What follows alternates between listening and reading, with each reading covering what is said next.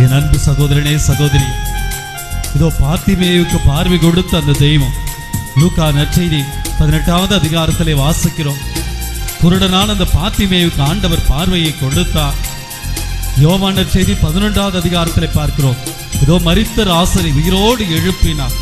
லூக்கா நற்செய்தி 8வது அதிகாரத்திலே பார்க்கிறோம். அந்த விதவை கைம்பெண்ணின் மகனை உயிரோடு எழுப்புகிறார். யாயிரின் மகளை உயிரோடு எழுப்பினார். இன்னைக்கு பல நேரத்தில் ஆண்டவரே, என் வாழ்வு ஏதோ ஒரு நடைப்பிணமாய் இருக்கிறது, என் வாழ்வே இல்லை. பல நேரத்தில் அவர்கள் சொன்ன வார்த்தை என்னை கொன்று விட்டது, இதோ நான் செத்துட்டேன் அப்படின்னு சொல்லிட்டு பல நேரத்தில் இருக்கிறோம்.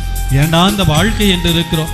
இதோ கடவுளே, இந்த வாழ்க்கை வேணாம் என்னை எடுத்துக்கன்னு சொல்லி நம் துன்பத்திலே, துயரத்திலே, வேதனையிலே நாம் தவித்துக் கொண்டிருக்கிறோமே. ஆண்டவர் வாழ்வை கொடுக்கும் ஆண்டவர். இதோ பார்வையற்றவனுக்கு பார்வை கொடுத்த அந்த தெய்வத்துக்கு உங்கள் கண்ணீரை துடைக்க தெரியும்.